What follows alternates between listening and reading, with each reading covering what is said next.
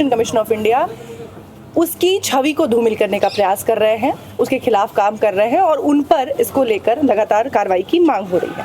अब सवाल ये है कि पहले राहुल गांधी जो लगातार इल्ज़ाम लगा रहे थे इलेक्शन कमीशन ऑफ इंडिया पर, ज्ञानेश कुमार पर, वोट चोरी का, एसआईआर में जो वोट चोरी का इल्ज़ाम लगा रहे थे, उसके बाद बिहार के इलेक्शन हुए और इलेक्शन के रिजल्ट्स के बाद भी लगातार वो अपने उन इल्ज़ामों पर कायम हैं और जिस तरीके से एक के बाद एक अलग अलग जगहों से अलग अलग तौर से कुछ सबूत भी निकलकर सामने आ रहे हैं, उसको लेकर भी जो शक और शुबा है वो लगातार जारी है। लेकिन अब इस मुद्दे पर एक दूसरा भी वार पलटवार शुरू हो चुका है। हमारे साथ इस वक्त राजेंद्र पाल गौतम जी मौजूद हैं। उनका कहना है कि जो 272 लोग हैं जो ये इल्ज़ाम लगा रहे हैं, इनकी पहले जांच होनी चाहिए कि इनका पास्ट क्या रहा है, इनके अतीत में इन्होंने क्या क्या जजमेंट्स दिए हैं, किस तरीके के काम किए हैं और किस वजह से इनकी पदोन्नति या बाकी चीज़ें हुई हैं।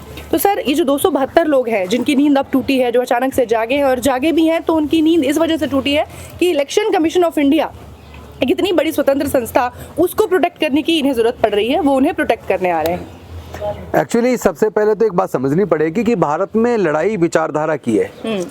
कोई एक पार्टी ना जीत रही है ना हार रही है, बल्कि दो बड़े पूंजीपति जीत रहे हैं और दो देश के बड़े नेता, एक प्रधानमंत्री, एक गृह मंत्री, दो बड़े पूंजीपतियों के लिए काम कर रहे हैं। पूरा का पूरा चुनाव चोरी हो रहा है।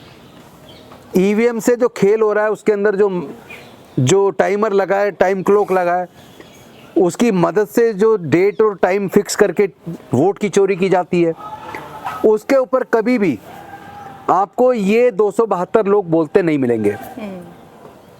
देश में, पूरे देश के प्राकृतिक संसाधनों पे 10% लोगों का कब्जा है, उसके बारे में कभी एक शब्द बोलते नहीं मिलेंगे। देश के पूरे मुख्य मीडिया, इलेक्ट्रॉनिक और प्रिंट मीडिया, उसमें SC ST OBC की भागीदारी नहीं है, उसके ऊपर वो बोलते नहीं मिलेंगे। देश का पूरा प्राकृतिक और संसाधन और पूरा 90% धन देश के 10% लोगों के हाथ में है, उसके ऊपर बोलते नहीं मिलेंगे। देश में चुनाव से एकदम पहले, चुनाव के दौरान 1 करोड़ 20 लाख से ज्यादा लोगों के अकाउंट में 10-10 हजार रुपया डाल दिया, उनकी एक तरीके से वोट खरीदी गई। उसके बारे में 272 लोगों में से एक ने नहीं बोला। बीजेपी के एक प्रवक्ता, पूर्व सांसद, उन्होंने दिल्ली में भी वोट डाला और फरवरी में दिल्ली में डाला और 6 नवंबर को जाके बिहार में वोट डाला।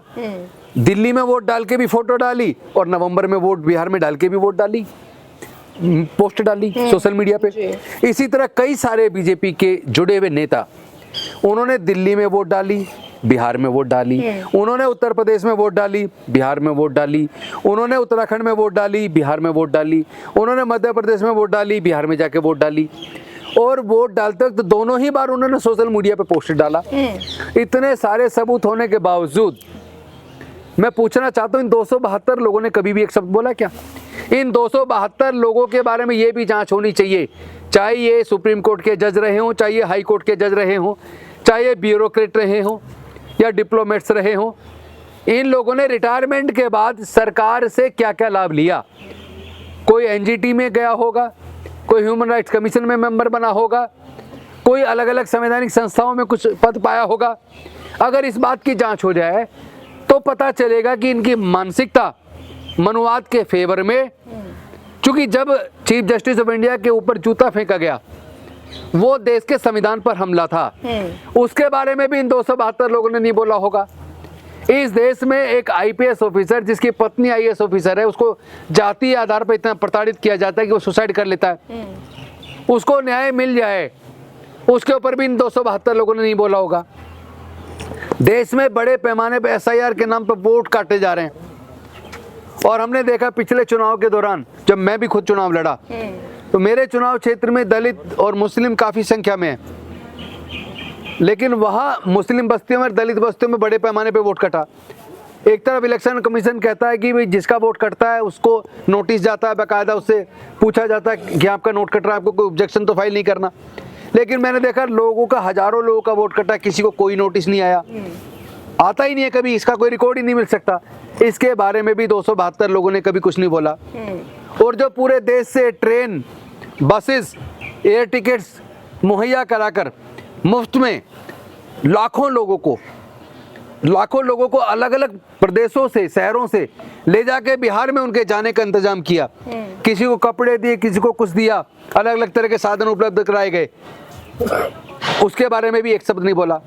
कहाँ 7 करोड़ 42 लाख वोटर बताए, 45 लाख से ज्यादा वोट पड़ गई, 3 लाख से ज्यादा वोट ये बढ़ा। इसके बारे में भी ये 272 लोगों ने एक शब्द नहीं बोला।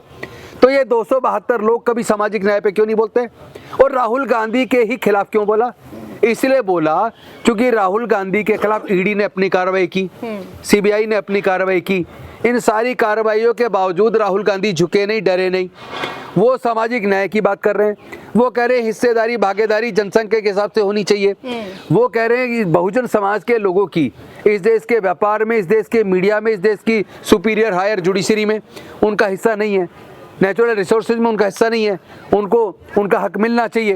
एक आदमी जो सामाजिक न्याय की बात कर रहा है और इनके दबाव में नहीं आ रहा, इनकी जांच एजेंसियों का भी इस्तेमाल उसके खिलाफ किया गया क्योंकि वो डर नहीं रहा है और सामाजिक न्याय की बात कर रहा है, दलितों के, पिछड़ों की, आदिवासियों की, माइनॉरिटी की आवाज बन रहा है, तो ये सारे लोग मिलकर उसके खिलाफ आ गए। लेकिन दूसरी तरफ जहाँ मुस्लिम लोगों की हत्या कर दी जाती है, जहाँ दंगे हो जाते हैं, लोगों को मार दिया जाता है, जाति के नाम पर मार दिया जाता है, कभी ऐसे मामलों में 272 लोग नहीं बोलते। इससे हमें समझना पड़ेगा लड़ाई विचारधारा की है। एक तरफ मनुवादी विचारधारा है जो ऊंच नीच, छूत, जाति, धर्म, असमानता, अन्याय पे आधारित है। दूसरी तरफ तथागत गौतम बुद्ध की, डॉक्टर बाबा साहेब अम्बेडकर की, फूले की, साहू महाराज की सामाजिक न्याय की विचारधारा है। तो सामाजिक न्याय की विचारधारा वाले लोग समझ लें कि ये 272 ही नहीं है, इनके साथ और भी लोग हैं जो जातिवादी लोग हैं, जो मनवादी लोग हैं, जो सामाजिक न्याय के खिलाफ हैं, जो गरीबों को उनका हक मिले उसके खिलाफ हैं। मैं तो यहाँ तक कहता हूँ उन्होंने जो अपनी नौकरी के लास्ट के 10 साल में जो जजमेंट दिए हैं, उन जजमेंट का भी एक बार अगर परीक्षण हो जाए तो पता चलेगा कि कितनी कॉन्स्टिट्यूशनल जजमेंट है, कितने अनकॉन्स्टिट्यूशनल जजमेंट है, कितने जजमेंट आस्था के आधार पर है या पूर्वाग्रह से ग्रसित है, और कितने जजमेंट कानून और न्याय के आधार पर है।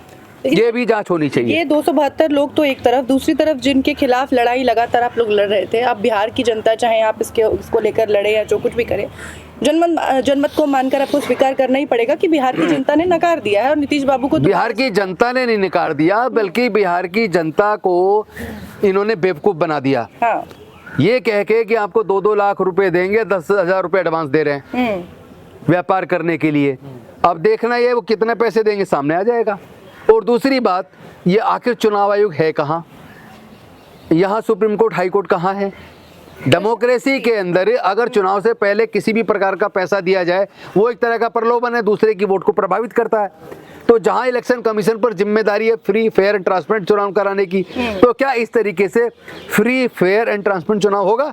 इस बात को जनता तय कर ले। प्रशांत किशोर ने भी एलिगेशंस लगाए हैं। उनका कहना है कि वर्ल्ड बैंक के पैसे का इस्तेमाल हुआ है बकायदा। मैं कहता हूँ किसी भी प्रकार के पैसे का इस्तेमाल चुनाव जीतने के लिए क्यों किया जाए, और अगर हो रहा है तो उसमें इलेक्शन कमीशन का रोल क्या होता है? सवाल ये है कि जब एक ही बात कह रहे हैं, आप भी, प्रशांत किशोर भी, तमाम विपक्षी पार्टियां जब एक ही बात कह रही हैं, एक साथ क्यों नहीं खड़े हैं?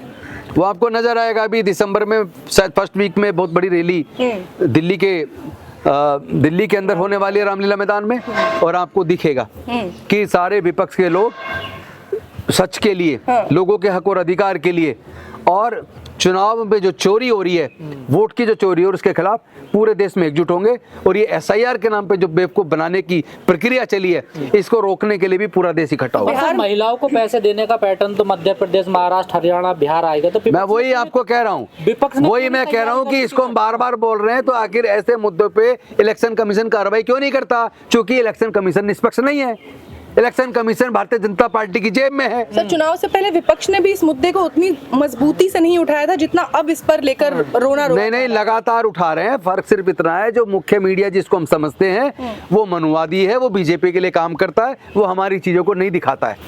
क्या ममता दीदी भी इस तरह की योजना लाए तो सरकार को कोई आपत्ति नहीं होगी चुनाव आयोग? मैं ये कह रहा हूँ किसी भी प्रकार का प्रलोभन चुनाव से पहले अगर मिलता है तो उसमें इलेक्शन कमीशन को अपनी जिम्मेदारी निभानी चाहिए। लेकिन सर उन्होंने राहुल गांधी को घेर लिया, कह रहे हैं कि ये बदनाम कर रहे हैं सार्वजनिक संस्थाओं को जो देश में। बदनाम नहीं कर रहे हैं, राहुल गांधी देश की संवैधानिक संस्थाओं को बचाने की लड़ाई लड़ रहे हैं, देश के आम लोगों के हक और अधिकार की सुरक्षा के लिए लड़ रहे हैं। जब चुनाव आप हार जाते हैं तब आप लकीर पीटते हैं, हमेशा से ऐसे ही करते आ रहे हैं। लकीर चुनाव हारने के बाद नहीं पीट रहे हैं, वोटर अधिकार यात्रा निकाली है तो लोगों के अधिकार की सुरक्षा के लिए पहले से लड़ रहे हैं। हम चुनाव के बाद नहीं लड़ रहे रिजल्ट आने के, बल्कि पहले से लड़ रहे हैं, लगातार लड़ रहे क्या हैं। विपक्ष इस बार बिहार को मिसाल की तरह कायम करने वाली है कि जो कुछ हुआ है अब आगे कहीं नहीं होगा? देखिए ये लड़ाई जारी रहेगी, चूंकि पूरा भारत दो भाग में बट गया है। एक भाग वो है जो चंद लोग दो बड़े पूंजीपतियों के लिए काम कर रहे हैं, पूरा देश का पैसा सारे राज्यों से इकट्ठा होके गुजरात जा रहा है, और दो पूंजीपति बढ़ रहे हैं और दो उनके नौकर उनको बढ़ा रहे हैं। यहाँ तक कि जहां अमित शाह जी ने कहा था कि बिहार में इंडस्ट्री लगने में ये दिक्कत है, वहाँ जमीन नहीं है, लेकिन उसी जगह अडानी जी को 1020 एकड़ जमीन 1 रुपया एकड़ पे दे दी। तो 1020 एकड़ अडानी जी के लिए कहाँ से आ गई? और जो इलेक्शन कमीशन कहता है कि पेपर ट्रेल में या वोटर बैलेट पेपर में पेपर का इस्तेमाल करने के लिए पेड़ काटने पड़ेंगे, उन्होंने वो क्या था वो जंगल छत्तीसगढ़ का हसदेव जंगल, वहाँ इतने बड़े पैमाने पे जंगल काट दिया, इधर साउथ दिल्ली में काट दिया, देश के अलग अलग भागों में जो जंगल कट रहा है उस पे कहाँ इलेक्शन कमीशन है और कहाँ पे ये 272 लोग हैं।